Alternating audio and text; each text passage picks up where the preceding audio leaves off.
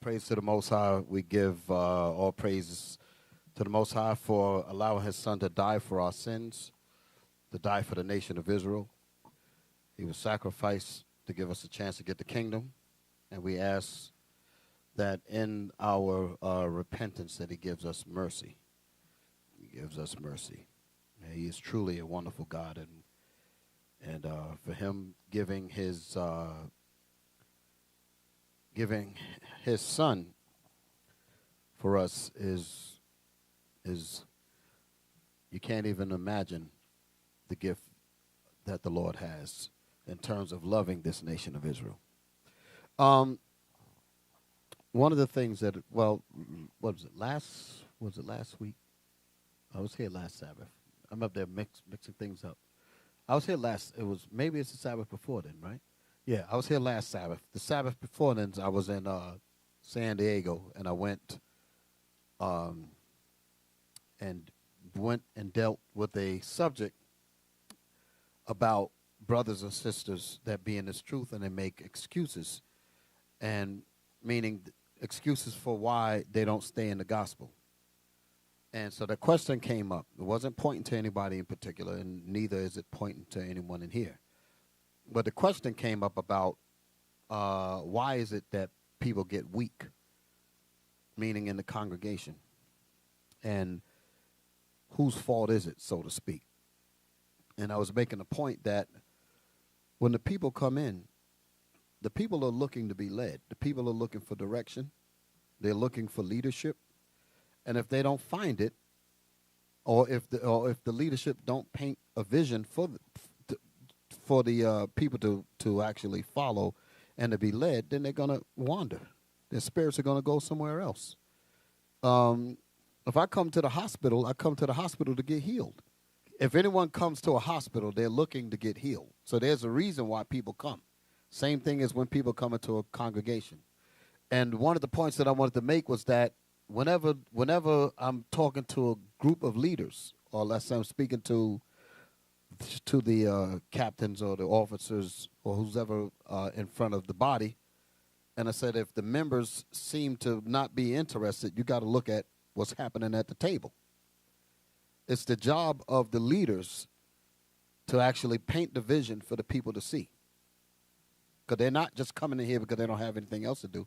There's a billion things that our people could be tied up in rather than coming in here or coming in front of your congregation. So whenever there's a situation where people be like, well, I wonder why so-and-so this way, and they seem like you got to really muscle the people to get this done and to get that done. And I said, well, if you have to go through those links, maybe you have to put the vision out there for the people to see it. So that was what I taught about a couple of weeks ago. So let me just ask this question. What causes slothfulness? Who can answer that question? Let's get some. What causes slothfulness? Shalom. Lack of discipline. Okay. So you're speaking on part of the person.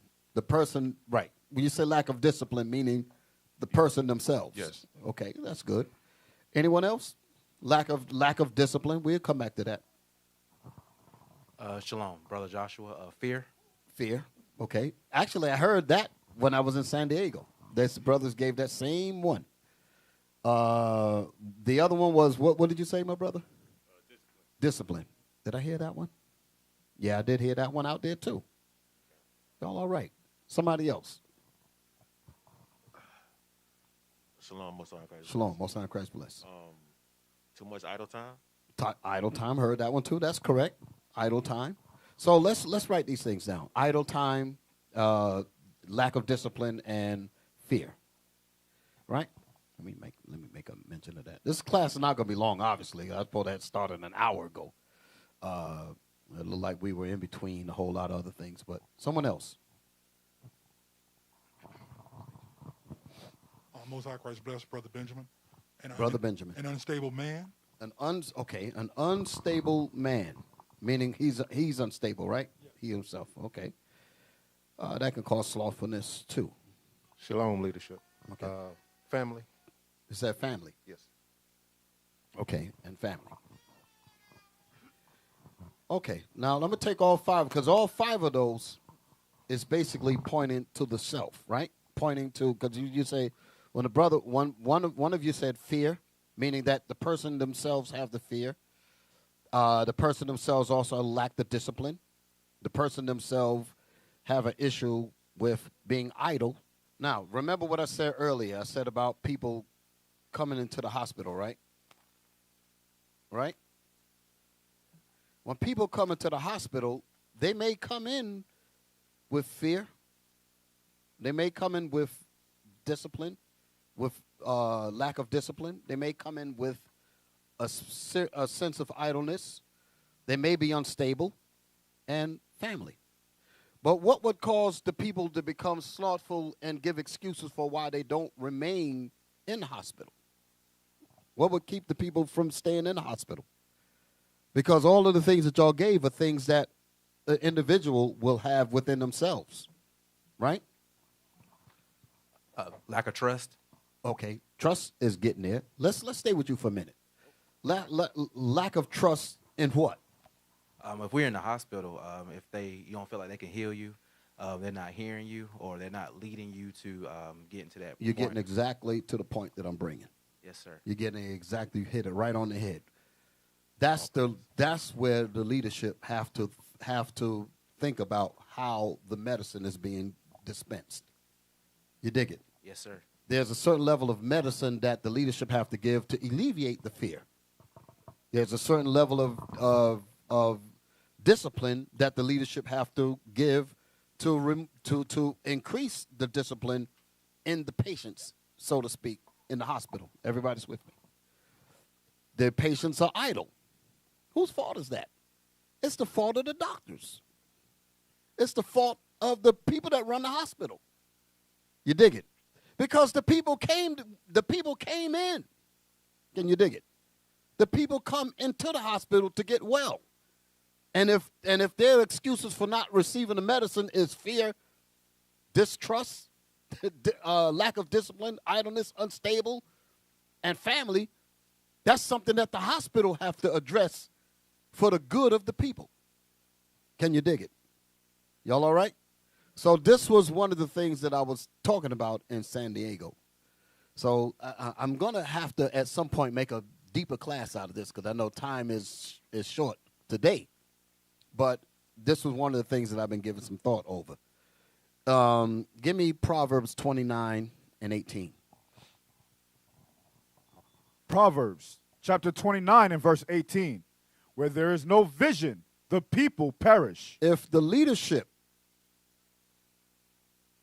does not provide the vision for the people, because the people are coming into the hospital, they want to get well, but they don't know exactly what kind of medicine they need. Only thing they know is that I know I need this because it's better than where I came from.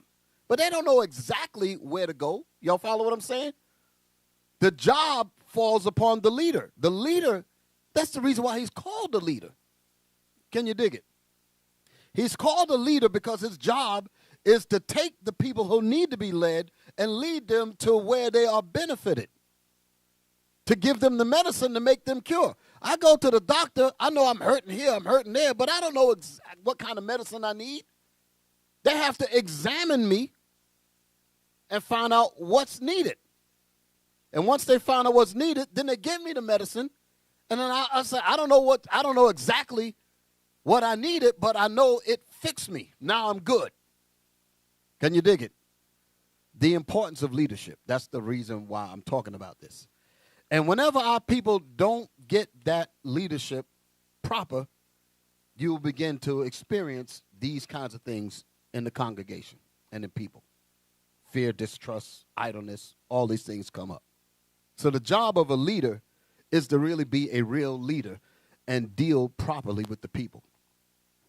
Find out, you have to know the condition of the people. That's the reason why we have counselors.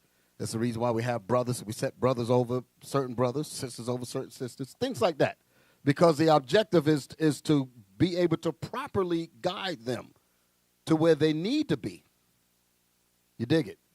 And the medicine has to be the Bible. Can't be nothing else. Got to be the scriptures. If you ain't giving them this, they're going to go. Because they didn't come in here to look at my pretty face. You know I ain't got no pretty face, right? But you dig what I'm saying, right? They're not coming here because they want to see Deacon so or Bishop that or no. They're here because the people needed it because they were sick out there in the world. And they come in here to get God's word, and that's what we have to give them. We have to give them God's word. So one of the things that I wanted to make a point about, with time running, I wanted to make the point about that as we as leaders do our best to give you the medicine that you need, you yourselves are going to have to in turn take this medicine and heal the rest of your people. You follow me? That's the purpose of us coming in here. And when I came in, I used to sit in those seats too. So I had to learn X amount of information so that I can get up and then I can teach the rest of my brothers and sisters and so forth. So this is going to happen with you. Now the question is, do our people need to be led? I'm going to jump gears a little bit because I know I was going heavily with this topic, and I was like I'm on a roll with it, and I know it's going to be hard for me to jump off of this and jump on to something else. But I did wanted to show something else, but read the scripture again. Proverbs chapter 29 and verse 18. Where there is no vision, the people perish. That's the job of the leader to examine. Read it again. Where there is no vision. So if the leadership do not paint a vision, do not paint direction, do not instruct discipline, do not bring in stability to make you feel stable, for you to learn and for you to take what's being taught to build you up. If the people, if the leadership don't give that to you, how could you be these things? And if the people don't get that, they perish. Read it again. Where there is no vision, the people perish. Where there is no vision, so the vision has to come from the leader. The vision has to come from the leader. We're going to come back to this. I'll give you another example. To show you how important this is. Give me the book of Ezekiel chapter 3. Ezekiel chapter 3 and verse 17. Son of man, I have made thee a watchman unto the house of Israel. I have made thee a watchman. A watchman is a leader. So oftentimes you have people that try to run in a race to be a leader. That's not something to take lightly. Because as you're going to read here, it's a very serious position to be in. You're dealing with people's lives. You're dealing with families. You're dealing with women, men. You know, what you say goes a long way. So you have to be careful in the medicine that you're dispensing. You give them the wrong medicine and you can send them in the wrong direction. And if you send them in the wrong direction, they're going to sue the doctor, so to speak. You dig what I'm saying? So we have to make sure that we deal properly with the people. Okay? Read. Ezekiel chapter 3, verse 17. Son of man, I have made thee a watchman unto the house of Israel. I have made thee a watchman unto the house of Israel. Go ahead. Therefore, hear the word at my mouth. Therefore, tell the people the words that I tell you to tell them. So this is not necessarily our vision per se. The Most High says, I charge you leaders, I charge you watchmen to watch over the people. And you give them my words. Because we leadership, we didn't create you. God created you. And if any of us are going to be put in charge of God's flock, you better recognize that they're God's flock and they're not our flock, so to speak. You dig what I'm saying? So we have to make sure that whatever we bring down to the people got to come from the Most High.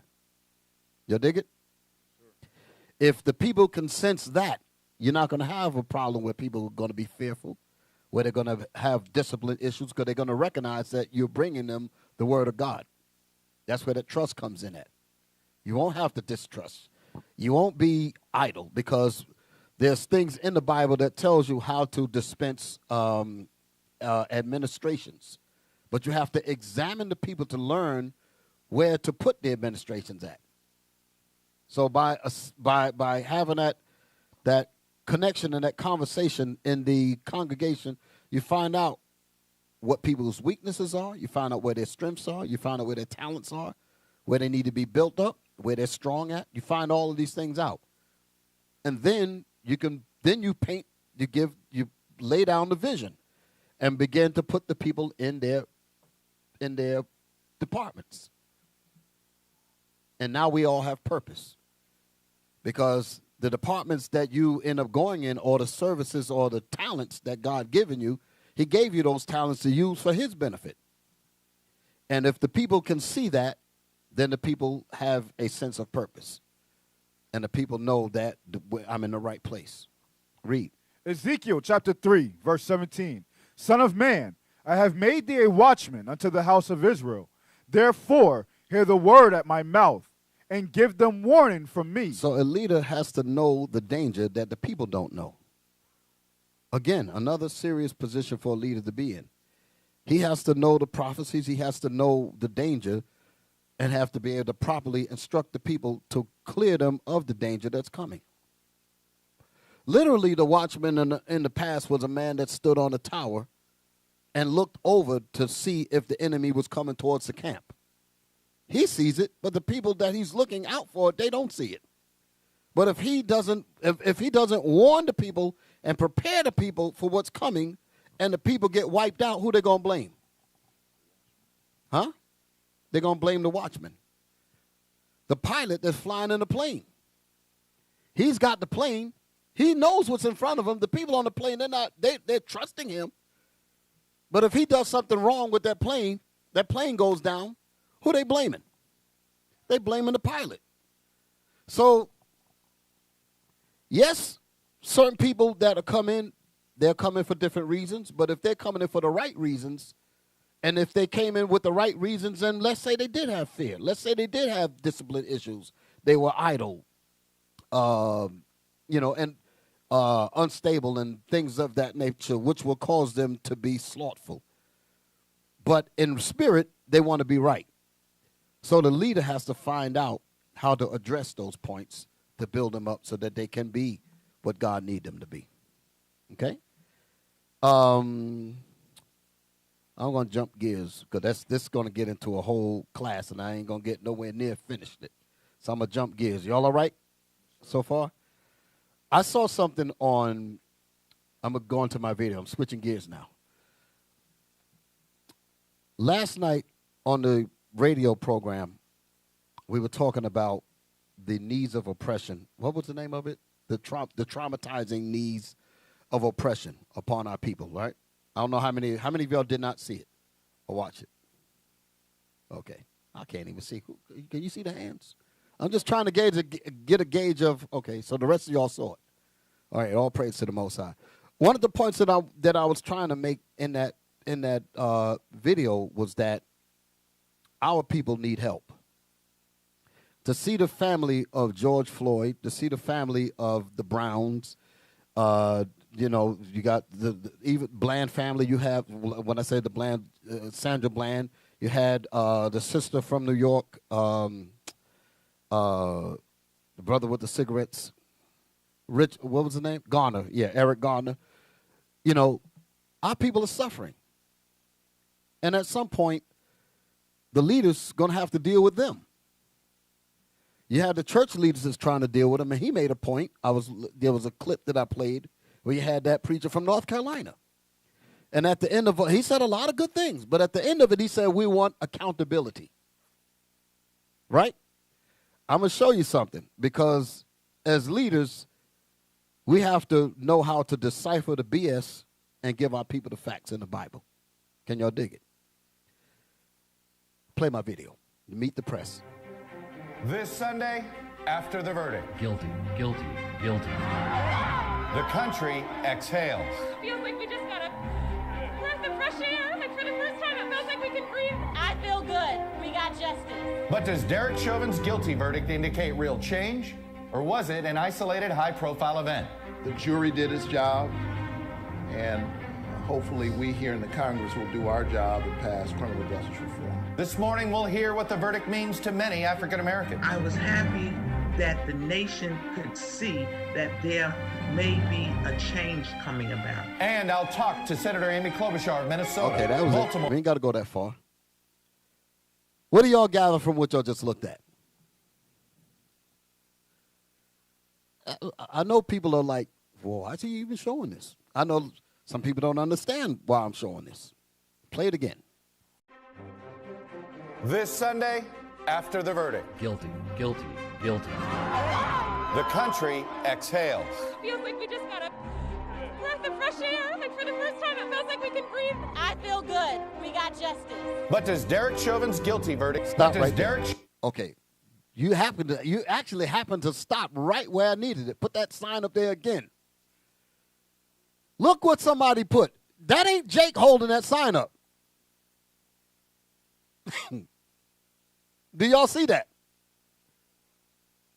This, when the news people were edited, because they have to go, you got to think about it. The newsroom, this is Meet the Press, right? What was it? Meet the Press. This is NBC. Before they put something on television, the video editors, the columnists, the news writers, they have to go to a chief editor. Who said it? They have to go to a chief editor. And the chief editor says you are allowed to put this in it, you're not allowed to put that in it. You're allowed to put this in it, you're not allowed to put that in it. Y'all all right?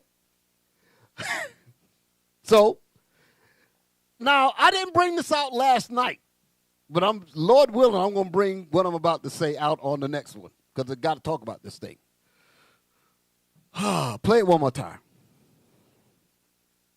That's why, hey, listen, I'm kind of chopping the class all the way up like this here because time is running. You know, I know if I get into a long, drawn-out class and then teach half of it, what sense does that make, right? So I'm just getting little pieces, nuggets and this and that. Even the class that I was going into talking about slothfulness and excuses and asking the question about that, I didn't finish that either. But it's just giving you a little something as to the importance of leadership being able to properly deal with the people. So that's why I wanted to just give you a prelude to something that I'm going to deal with later on down the line. Everybody's with me? So now, in this case here, looking at this thing here, and I talked about how the editors allow certain things and they don't allow certain things. Then last night on the program, I mentioned something about something called risk management. You heard me talk about that. Risk management is for those that might not know, risk management is usually a department within a company that works with public relations. I didn't go this far on the set yesterday. That works with public relations. That deals with the relations with the public. And they have to assess whether or not a particular action is going to be detrimental to the company or is it not going to be detrimental. And they have to weigh the risk. They have to manage the risk. If we take action A, X amount of risk will be assessed. If we take action B, Y amount of risk will be assessed. So they have to make a decision. And they make that decision based on the relationship with the business and the people. You dig what I'm saying? You dig where I'm going? Like I said yesterday, when they did with, what's this guy named? Chauvin, risk management got involved. In the police department, it's not probably called risk management. In a lot of places it is. They got other names for it. But y'all follow what I'm saying. Every entity has some kind of every company has some kind of entity where they make those kinds of decisions. Okay? Nothing but Edomites usually be in them offices. Negroes ain't no way around it. You dig what I'm saying? So they had to make a determination. If we say A and let this man off, Chauvin, let him off, we're going to have the riots of L.A. all over this damn planet. So they say, what is the risk? Billions and billions and trillions of dollars? Or, Chauvin, we just got to let your ass hang. Huh? Now, a lot of people don't like what I'm saying when I said that. But like I pointed out yesterday, initially, the police department said that this guy, Floyd, died later in the hospital. And had it not been for that camera, because the video wasn't out yet. Y'all dig it? Floyd died that day. That video didn't hit the circuit then. The information that they recorded on their reports was written from that day and said that he died later that day. So that would have been the official report. Then boom, the video comes out. Risk management got involved. Yeah, we were going back you, but did you see this tape? Come in the office. Look at what you did. Now, we got away with Rodney King, but we can't pull that off twice. The man's crying for his mama. How are we going to sweep that under the rug? How are we going to deal with that? The off-duty firewoman wanted to give CPR. You said no. You reaching for your mace. That's all on tape. We can't help you. Police unions are very strong. Where are they at? Like we said on that program yesterday, they got that call from up top. His ass got to hang. You dig it? Risk management. Play the tape. This Sunday, after the verdict. Guilty, guilty, guilty. The country. Stop. Guilty, guilty, guilty. You would think you're talking about black folk. You would think it was a black man sitting in there or a Hispanic man sitting in the chair. He's trembling. He's shaking. That's a cop that they got. They saying guilty. Then there was I don't know if it was the same report. Then they showed a 10-year span. I showed it on the program last night. 10-year span of killings that police did on people for 2005 to 2015, thousands of cases. Not one of them was convicted. Zero. All the way across all the years. Now all of a sudden with this one, guilty, guilty, guilty. What happened? What phone rang? What changed? But our people. So I didn't forget my point about the editors. Y'all all right? Play the video again. This Sunday, after the verdict. Guilty, guilty, guilty. The country exhales. Feels like we just got a breath of fresh air, and for the first time it feels like we can breathe. I feel good. We got justice. But does Derek Chauvin... Stop right there. Remember I said the point about the editors? When that tape was put together, because this is, as you see, they're showing different clips. That's done in an editing room. When you put somebody, you have a think tank on what should we put when we put this video together. Y'all all right? And this particular editor that had this sign, put that sign up there again, accountability. When he said, okay, I want to put this inside the video, the editor had to say, wait a minute now. I don't know if we can put that in there because that looks like these people but duped. You dig it? Because somebody wrote accountability, Negroes, is not justice. So we're busy crying. Even the preacher said it. We want accountability. And you think that their definition of accountability equates to justice. Black people ain't never going to get justice in this system. You want to talk about justice? What does justice mean? Somebody tell me, what does justice mean? Literally, what does justice mean? Who knows? Okay, let's see what justice is, and to prove my point, when I said justice. And leaders are supposed to point this out, because if the leader never properly addressed this, those people are going to continue to be misled, continue to be duped, and continue to get robbed. Somebody has to tell them the facts that, listen, this is not your rest. Shalom. Shalom. I know you said in the program yesterday, Revelation 13:10. Right. Oh, you like that? Yeah, like Brother's that. right on point. That is the answer. I would like to have others, but nothing beats that one. Because that's what justice really is. Thank you, brother. You're right on point. Let's read that thing. You man gonna hold up a sign talking about accountability is not justice. But I'm gonna get back to that sign there, because like I said, when the editors looked at it, because you have to put your stamp on it, they actually have papers that they have to sign when certain videos are released. They have to sign it and says, it's approved by editor such and such, and they have to sign it to say this and they put it in the can. You know how they do. And this is it. And it's solid, ready to go. They got people to, if the video comes up as a question in the media or whatever, they'll pull those editors up and say, why'd you put this in there? And they will have to answer that. Everybody's name is on that log. Y'all follow me? It's very thorough how they do these things. They just don't run stuff out there.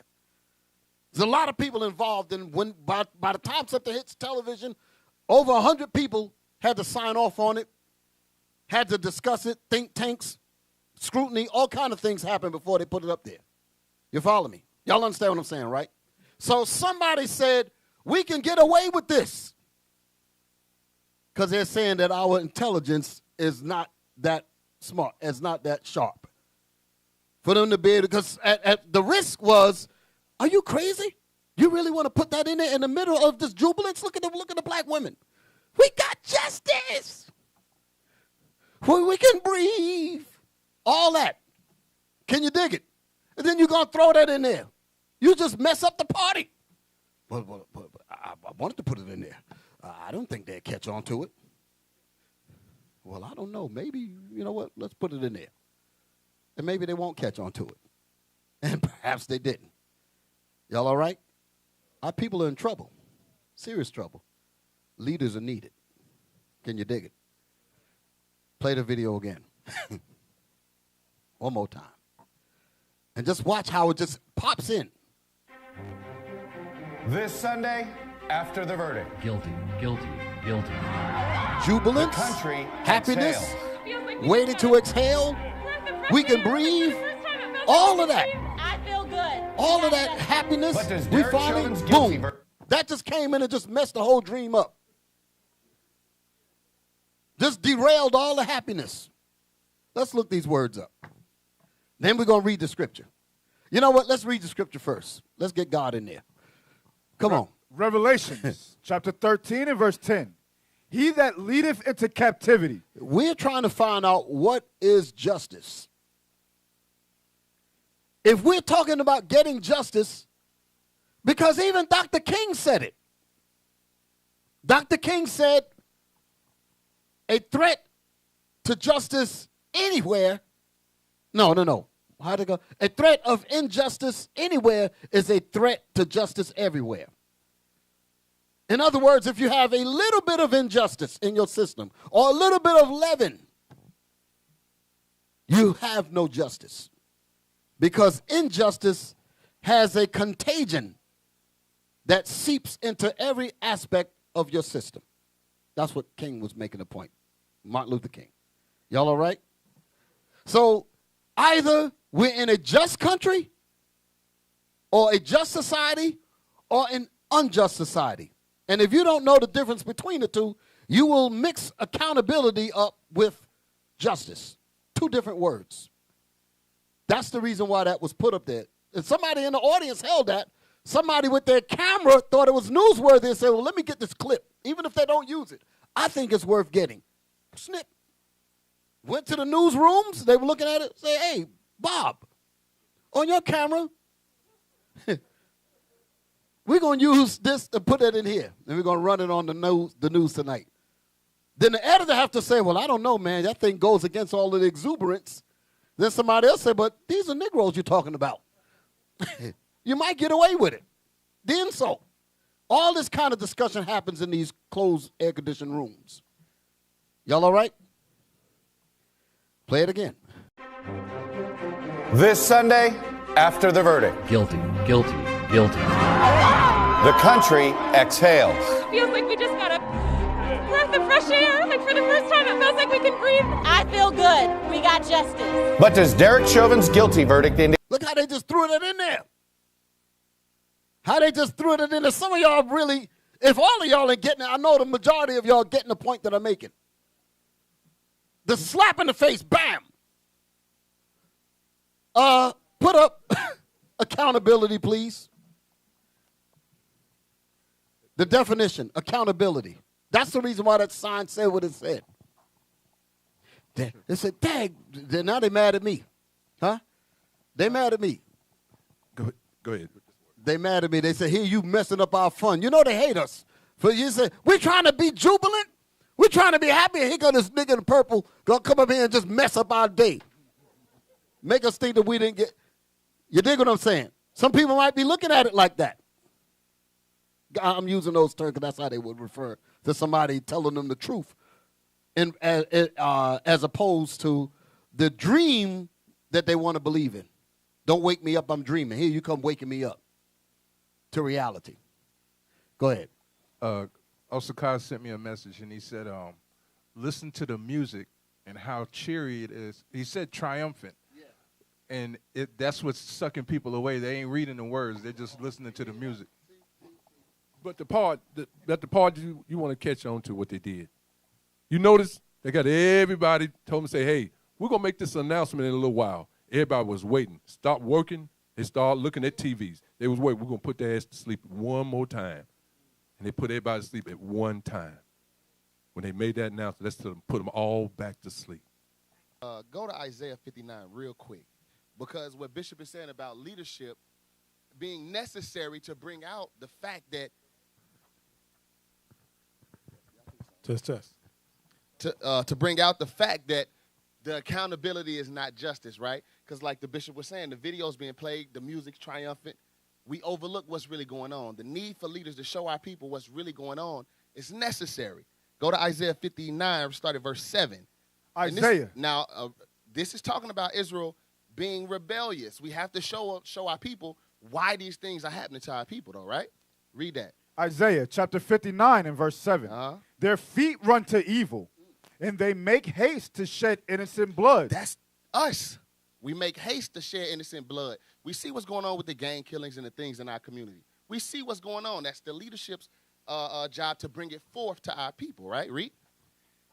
Their feet run to evil, and they make haste to shed innocent blood. Their thoughts are thoughts of iniquity. So our mind is sin, right? Read. Wasting and destruction are all in their path. Read.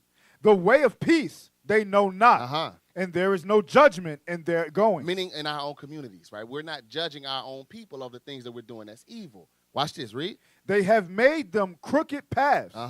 Whosoever goeth therein shall not know peace. Now watch this, read verse 9. Therefore. So because of that, therefore. Is judgment far from us. Judgment is far from us. Read. Neither does justice overtake us. That's why he can hold that sign up. Accountability is not justice. We're not getting justice. But it's up to the leaders to bring that forth to our people so we know why. It's because our feet are in those evil paths. It's up to us to come back and repent and come back to the Lord, because the justice that we're really seeking is what Bishop brought out in Revelation 13. Read that, verse 9 again. Verse 9. Therefore is judgment far from us. Neither does justice overtake us. We wait for light. We hope for that that justice, like the sister was crying. Right, we can breathe. We can breathe. No, you can't. Because guess what? Somebody else has already died since this happened. Right. Been killed by police already. Read. We wait for light, but behold, obscurity. All we see is obscurity. Death in our people, right? That's happening at the hands of our oppressors. Read. For brightness, but we walk in darkness. But we stuck in that darkness. Read. We grope for the wall like the blind. Whoa. Behold, obscurity for brightness. That's the understanding. What they think is light is obscurity. They're confused. Yep. And the confusion is deep. I want you to keep going, but I want to make this point. Yes, sir. The confusion is so deep. The people that put this together know that we're the Israelites. Yep. Bring it out. They know that we are Isaiah 1 and 3. They know that. Give me that real quick. I'm going to come back to here. They know this. That man, that Caucasian hand that held that thing up. Somebody might say, nah, he's Ephraim. I don't know. You understand? Hey, they'll try to do anything to disprove the point. Yep. But the point is valid, because if he was holding up, maybe he was like trying to wake up. But they said, but we're going to take the shot of that and make fun of the intelligence of your people. Yep. So whether that's Jake holding the sign or not, the point that it was been focused on and put in the middle of what was looking like a collage of exuberance, they said, we're going to put this in there to show you that you people are crazy as hell. Yep. Go ahead. Isaiah chapter 1 and verse 3. The ox knoweth his owner, and the ass his master's crib. But Israel does not know. That means we are a completely lost people, confused people that need some real leaders. Isaiah 9:16.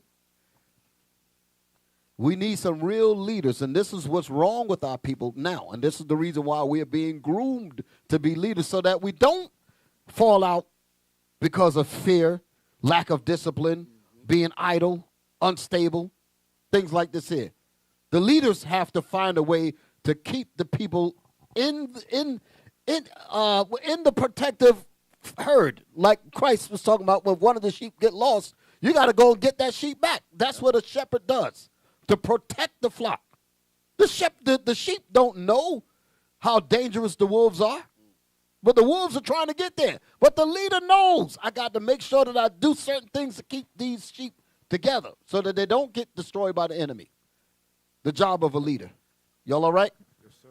Read. Isaiah chapter 9 and verse 16. For the leaders of this people cause them to err. For the leaders of this people cause our people to suffer and mix proper justice with obscurity. Their sense of justice is obscure, and they think that's the light. They think they've made it. They think that we can finally breathe. That's obscurity. And the enemy knows it. He said, I'm going to show you that you're in obscurity, because I'm going to put this up there, and 5 of you might catch this. Wow. 5 of you might catch this. Can you dig it? That's a slap in the face. A slap in the face. I'm going to show you how much of a slap in the face, because I don't know if everybody in the room is understanding me. Go to the picture that I gave you yesterday that showed you the end of the deal. It's a picture. Now, like I said, the laughter was upon us. We got justice. We can breathe. Justice finally came down. The Lord rained skill on these people because they love us. Risk management. That's what happened. Read. What did that say? Officers were able to get the suspect. This was written. Well, it's going to be obvious as he finished reading it. As you notice, the silhouette behind it is cup food. So it's letting you know where this is talking about. Minneapolis, Minnesota. Everybody's with me, right? Yes, sir. Read.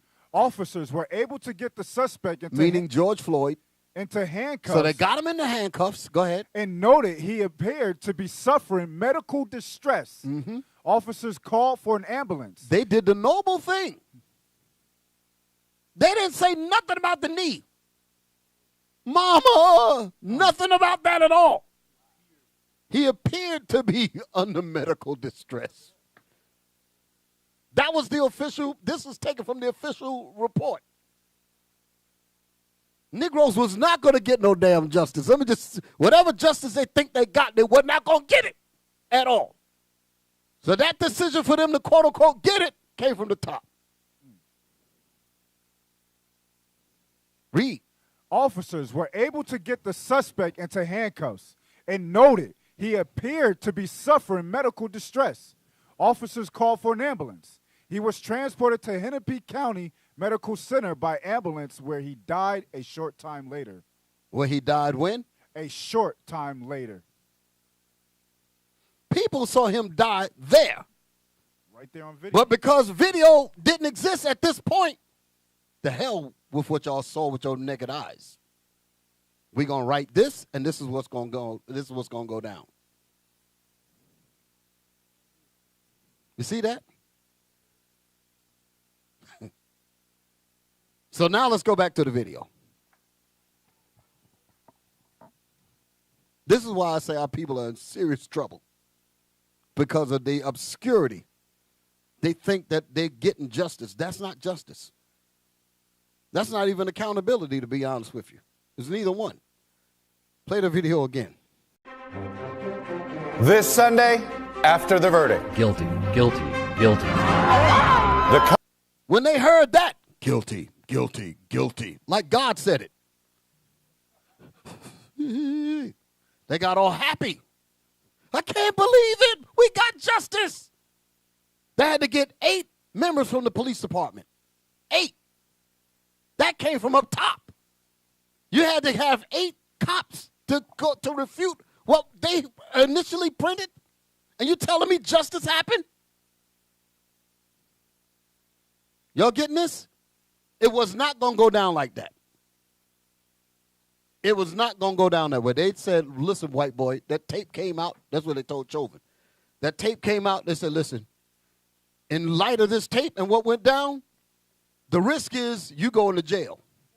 We can deal with that risk. We can't go with the risk of having our cities torn up and burned up and all that. We can't have that.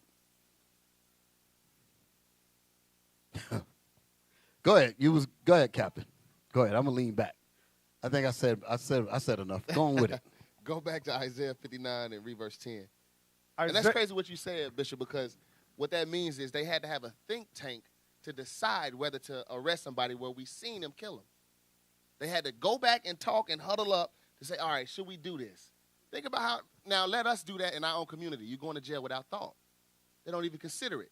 But because of how they treating us and what's going on, our people don't even realize how much oppression that we're in. Y'all understand what I mean? Read verse 10. Isaiah chapter 59 and verse 10. You want to say something? No. Go ahead. Go ahead. I was thinking about, We grope for the wall like the blind. Uh-huh. And we grope as if we had no eyes. As if we had no eyes. Understand something, like the bishop been saying. The leadership has to bring these points out, because do you think that they knew, or are people even consider that from 2005 to 2015, thousands of cases, no justice, right? Nobody got a guilty verdict. We just seen this one, and we forget about everything else. That leader has to bring forth the facts that, hey, this is always happening. And even with that verdict, it still might change, because remember, they'll say guilty at first, and then at the sentencing, they might get 10 years, and they might get 5 years. They wait 2 to 3 weeks so you don't remember. yeah, when the party is over. Right. When 4th of July come in, they probably pass they give a sentence right at the 4th of July. Too late. Nick Rose a barbecue. Yep. They done forgot. Yep. So that guilty, it's really not what you think is what I'm saying. So it's really not justice, right? Read verse 10 again. Verse 10. We grope for the wall like the blind, Uh-huh. and we grope as if we had no eyes. We can't see what's actually going on around us. It's a trick bag. Guilty, guilty, guilty. You go right back to sleep, right? Read. Hold it. If the people are groping like they have no eyes, and they're groping like the blind, how does the blind get to point A to point B? It takes a leader. Exactly. That's the point. That's the importance of you. You're going to have to lead these people. Yeah. Go ahead. Finish that real quick. This is the only verse I got. We stumble at noonday as in the night. Uh-huh. We are in desolate places as dead men. As dead men, as spiritually dead. I got to understand. That's the importance of that leader, to bring forth this understanding that that's not actually justice. That's why with that sign being held up, even though it's a slap in the face, it should be a wake-up call to our people. All right? But that's all I got, Bishop. Now let's put the words up there. Let's look up justice. Well, no. Give me accountability first. Because that's how I said it. Accountability is not justice. Let's look up accountability. Come on. Accountability. The fact or condition of being accountable, responsibility. That ain't enough. Hold it. Is there something we can click to go further? Move down. Let's see something. Let's move on down. Hold. The meaning of accountability. Click that. Okay. Read it. What is the meaning of accountability? Webster's dictionary defines accountability as the quality or state of being accountable, an obligation or willingness to accept responsibility for one's actions. Accountability doesn't mean punishment. Accountability is a willingness to accept responsibility for our own actions. Did y'all get that?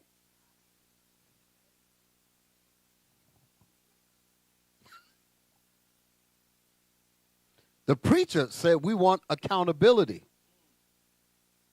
When you look at the preacher from North Carolina, at the end of the clip, he said we want accountability. This is what he's asking for. Look at it again. Now, I ain't trying to get on Reverend Johnson, but I'm just making a point. For the leaders of this people calls them to error, and they that are led of them are destroyed. Grope with like they have no eyes. Read it again. Accountability as the quality of or state of being accountable, an obligation or willingness to accept responsibilities for one's actions. Stop. Now, we're going to read the rest of that because I could just show you right there that accountability has not taken place. I'm going to bring this out next week on the show, but y'all hearing a little bit of it now. In order for one to be accountable for the horrors that we as black men and black women suffer in this country, you just cannot focus on the quote-unquote police department. You follow what I'm saying? It's a whole conglomerate force that involves education, that involves media, that involves history, that involves justice, economics. All of these things work together in unity, in tandem with each other to oppress and destroy and to mutilate us. So when you want to talk about accountability, how in the world you're going to say that one party is accountable, but the rest of the party that's implicit in it or complicit in it, that they're not accountable? You don't have any accountability until the whole, what it say, one's action, the action is the whole system. And all of the people that's benefiting from our death, that's benefiting from our misery. The prison industry, for an example. I just use that as an example. When a system is set up for your young kids to mess up in school because he has no daddy at home. They say he got ADHD. Ain't no daddy at home. Can you dig it? He acts up. He goes to the detention or the principal's office. Letters are sent home. Your son is this, your daughter's that. Then they get a little label on them. Stigmatized. They become a problem child. Now they put him in special ed. Now all of a sudden he or she loses interest in school. They begin to fail. They don't graduate, so they can't get job A, B, and C. They got to go rob and steal. When they rob and steal, the law picks them up, take them to jail, and then the prison industry makes money off of your sons and daughters. Because of many services it takes to operate a prison. Uniforms, cleaning agents, mechanics, refrigeration, heating. All of these guys make money off of keeping that prison system operating. The lights, Con Edison, all of them. Well, what they got? Duke Power and all that. The gas that run the heaters. All of these people make money.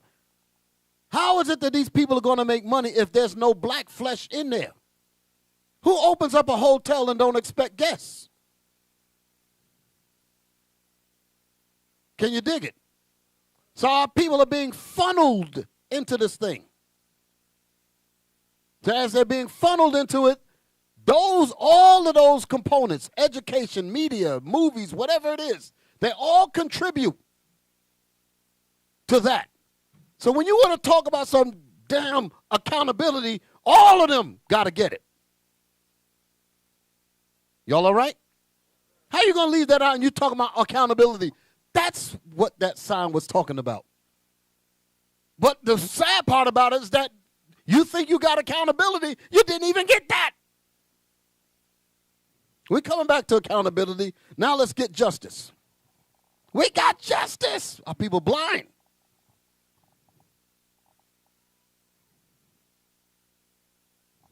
Put justice up there. We're coming back to accountability. Let's read that thing. Justice. Justice. Just behavior or treatment. Meaning what? Look at the word. Fairness. Fair play. Equity. Validity. Justification. Legitimacy. We read out of that Bible. Let's read justice. Give me Deuteronomy 27:17. Let's read an example of what justice would be. Deuteronomy chapter 27, verse 17. Mm-hmm. Cursed be he that removeth. Read it again. Cursed be he that removeth his neighbor's landmark. And all the people shall say, Amen. What that mean? What that statement, that's a law in the Bible. What does that statement mean right there? Anybody? All right, come on.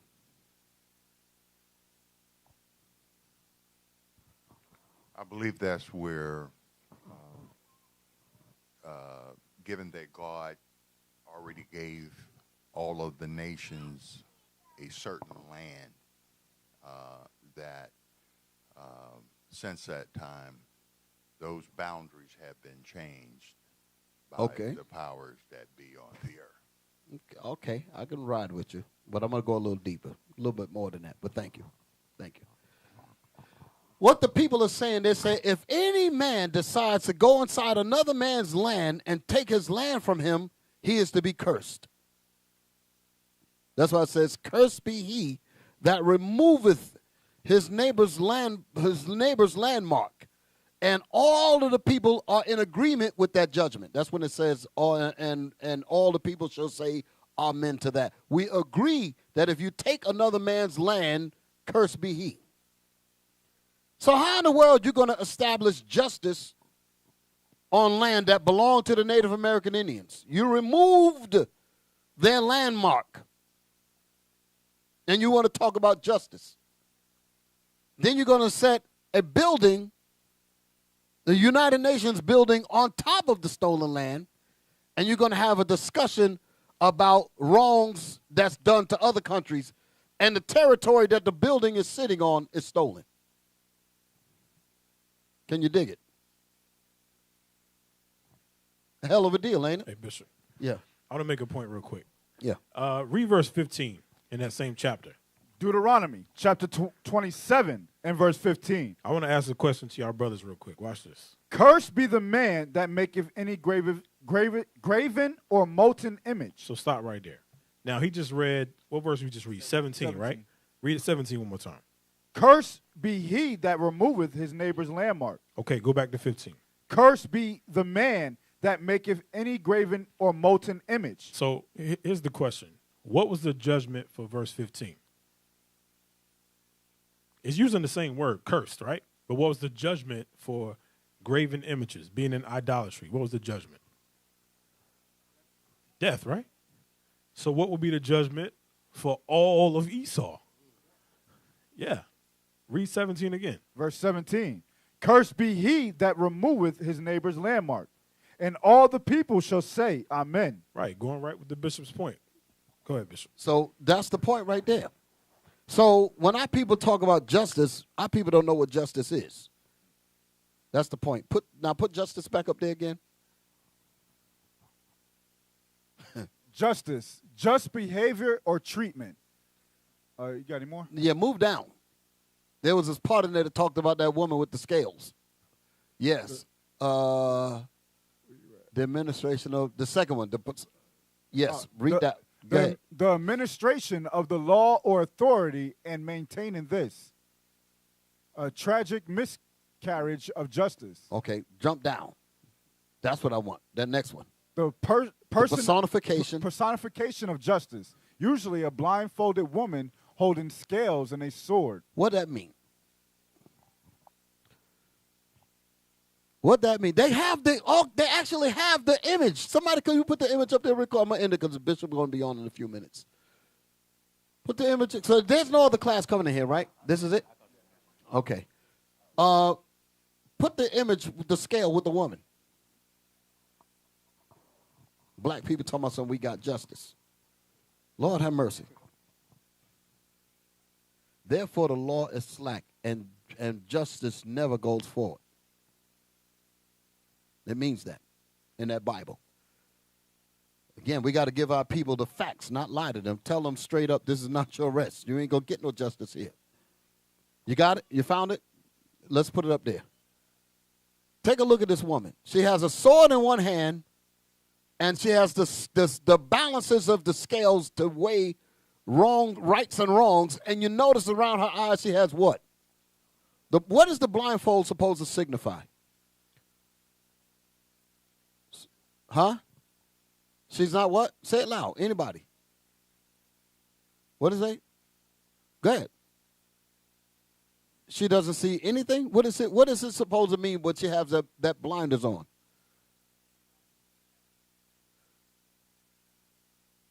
Okay. Yeah, you ain't bringing it all right. You hitting it, but I want you to hit it. Hit the nail in the middle. You hitting it on the side and the hammer going. You bent the nail. I want the nail to be driven into the wood. Shalom. Shalom. Come on with it. Not a leader. Huh? They're not leaders. Oh, no. Come on now. What the blindfold on the woman is supposed to mean what? Yes, you don't see anything, but what is it supposedly really what it's really saying? Where's the mic? Is it on? They don't keep cutting it off. You brothers trying to, I don't know. Oh, Lord have mercy. Come on now.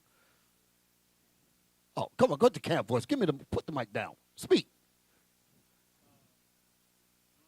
Justice is blind. Blind to what? Blind to what? Because that's what he was saying. But blind to what? Oh, Lord. Come on, man. Come on, David. Thank you. That's what they're really trying to say. It's like if you have a poor man and a rich man, if you're wrong, you're wrong. If you're right, you're right. And I don't have a bias because I'm just looking at the law and I'm looking at the violator of the law and the one that's supposed to be protected. I'm going to dispense the justice based on that. And I'm not going to dispense it based on the color of your skin.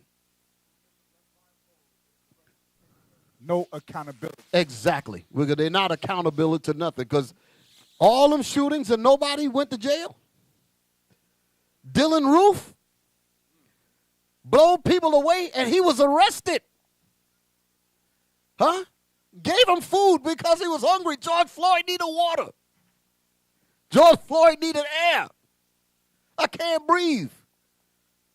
He didn't kill nobody. He had a $20 bill. Perhaps he didn't even know it was counterfeit, and he dead. Choked to death. Because justice is blind? Hell no. Y'all all right?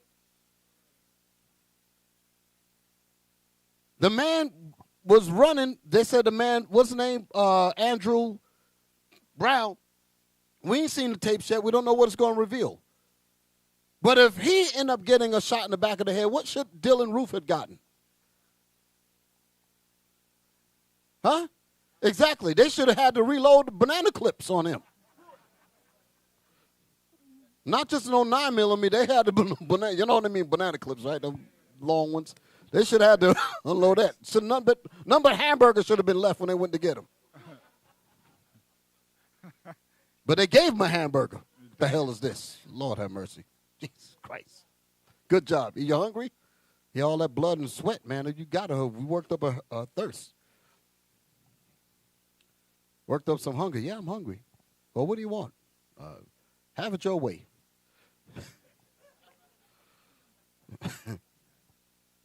2 off beef patties. Hold the sauce. You know. What kind of drink you want? I don't know. I'll think about it. Justice is blind. Yeah. Go back to the thing again. Well, to end it. So this is not justice at all. Our people did not get justice at all. So the women screaming out the window, talking about some we got justice. That's not justice at all. Okay?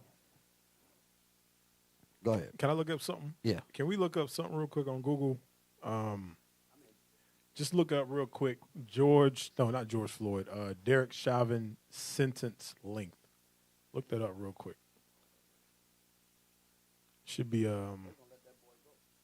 just Google it and then let's look at maybe like the first two articles. While you're looking at that, did y'all know that when they were beating the hell out of Rodney King, they had a rope around his neck? Did y'all know that? Yeah. I saw that in 91. So if he tried to get up, they knocked him back down so they can continue to beat him. You might want to show that real quick, Bishop, if we got time. He showed it last night on the radio show, but y'all, he brought that thing out. Just real quick. Not guilty, not guilty, not guilty, not guilty. I want to see the Google, though. I want to see it. There we go. Even though he was found guilty of three counts. Guilty. Go ahead. Under Minnesota statute, he's only been sentenced on the most. He said he'll only be sentenced on the most serious one. Right. Yep. Read on. Second-degree murder. Watch While this. that count carries a maximum sentence of 40 years, experts say what? He won't get that much. You see that? They already know. He's not going to get the max. Read on. Watch this. They say that for all practical purposes, the maximum he would face is 30 years. And what else? And he could get less. Right. The maximum is 30. He might get 10. Yeah, he might get 10. He might get 10. Yeah. With time off for good behavior, 5. So hell, he might get probation. Yeah, that's true. That's possible. Hey, that image I sent of the Bible Book of Our Fathers, put that one up there. I want to show you something. That one, when I seen it, it kind of threw me back. I'm like, why in the world would they get Jesse Jackson? Out of all the people they can get to put in the picture, why would they get Jesse Jackson? See, this is what they want us to, they said, when Bishop was talking about it earlier, he was talking about this leadership that's here. You ought to be appalled if you vote for this system. Voting, all that stuff they try to get you to do, that's a bunch of madness. And our people are at the front of this stuff. There's an image. Let's look at the image. Show them. And Ben Crump is the new black man handler. He going from family to family, cashing in on our people. There's Jesse back there. They got Jesse back there. You got Corey. What's the other brother from South Carolina? You got all the. These are the people that's making bank off our people. They're making much money off of us. They even got Jesse on this one. What's the other brother down there? All of them are reverends. Why don't they tell them that they're the Israelites that the Bible speaks of? Why don't they do that?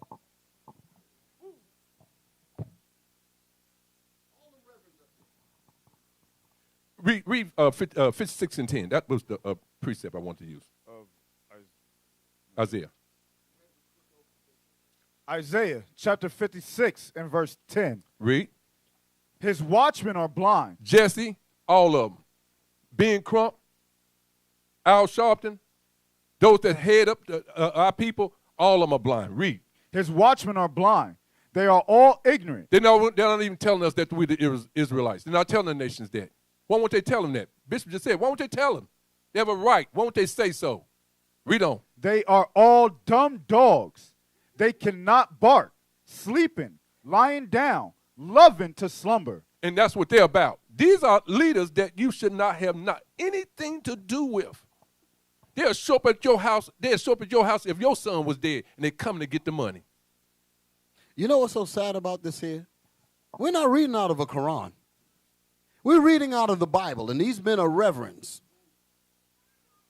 You dig it? So why is it, and y'all know we're reading the Bible. Everything that I read out of this Bible today has been out the Bible. They know about this. These guys heard of us. They know about us. Why is it that they're not telling the people this? There's something to think about. For the leaders of this people cause them to error. That's why they won't read it, because it's talking about them. And it's a sad case. Sad case. Hey, Bishop, can I play one clip? Yeah. It's on the Bible, the Book of Our Fathers. It's 20 seconds long, something like that, maybe 15. But it's going back to accountability. Let's see how these people really feel about us after they murder our people. Y'all got it? Y'all got that video I just put up there? Go ahead and play that thing. Well, I've been on the road for 18 years. People know me. They trust me. I get a depth of information. I ask questions other people won't ask. Cop says, knock down, drag out, fight, cuffed them and stuffed them. Finally get home at the end of the shift, and cop says, gunfight, bad guys down. I'm alive. Finally get home at the end of the incident, and they all say, the best sex I've had in months. You see that? Both partners So are after very they just invested killed your in brother, some your very father, your uncle, intense- go ahead, pause it. After they just killed your people, they go home and have the best sex they ever had in their life. No accountability. They have absolutely no accountability for the murder and the atrocities that they do against our people. They can't stand us. They hate our guts. They go home and have the best sex they ever had. Don't let that be one of our sisters in the bed with them. Oh, my goodness. Right. Hey, don't be surprised. Come on, wench. I just killed a nigger today. I just got finished killing your brother. Come here. You know? And I'm ready. Hey, show the Rodney King thing, man. Let me show that. Because say a lot of them didn't know about that string. That Rodney King video. Now, I remember there was a situation I read about. I was in New York at this time. This white couple, Edomite couple, white man, white woman, killed a black man and had sex on top of his dead body. That was an aphrodisiac. That turned them on. They got excited. Look at that dead corpse right there. Let's get it in. Natural born killers. I tell you, man, that's they were just telling on themselves with that movie. Y'all got it? Hit it. Dramatic videotape obtained by Channel 5 News shows what appears to be a group of LAPD officers beating a suspect. As soon as it hit the airwaves, it created a firestorm. Video recorded by a man named George Holliday from the balcony of his apartment in... It showed LAPD Did you notice officers... the way he fell? Stop. Did y'all notice how he fell? But you didn't see how it happened until they showed the rope. Back it up just a little bit. You see he was trying to get up. They're beating the hell out of him. What is he supposed to do, just lay there? You're trying to get away from those beatings. These people know the psychology of terror. They say if we beat him like this, he's going to try to get up. So you already have the rope around his neck. So when he try to get up, just pull it a little bit, make him fall. And we can continue to beat him, and we will say that he was trying to attack us when he was trying to get up. That's the same thing they said about Brown. So when Brown was in his car, he had his hand on the steering wheel, and when the police came up behind, when they started shooting at him, he wanted to move. He was supposed to move. He trying to get away from the bullets. So it looks like he was being aggressive. It looked like he was coming against the police. Dylan Roof wasn't aggressive. Huh? Dylan Roof wasn't aggressive. He was just tired and hungry, so let's give him a sandwich. Play the video. At the airwaves, it created a firestorm.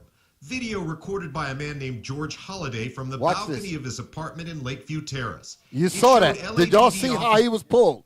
Keep playing it, and you will actually see the rope. King with their You see it? and kicking him for how in the hell are they going to say that they could not control that? King was on parole. Oh, stop it. How many cops you got out there? How in the world are they going to say they could not control him? That they needed to do that to him? How could they say that? You got like 9 of them with guns. All of that. And they're going to say, we needed to do this. And they said he was, what they said? He was high on PCP. They said this in the reports. They said they were laughing, and they said a gorilla in the midst, they was laughing at him. Calling him a lizard. This is on record. When they pulled the radio transcripts, all that was in there. They get in court, not guilty, not guilty, not guilty, not guilty. Video had played, so Negro said, oh, hell no. Boom, L.A. went on fire. George Floyd, the people said, we already saw the damage back then. Your white ass going to jail. They said, we don't need this to happen again. And here go black folk. We got justice.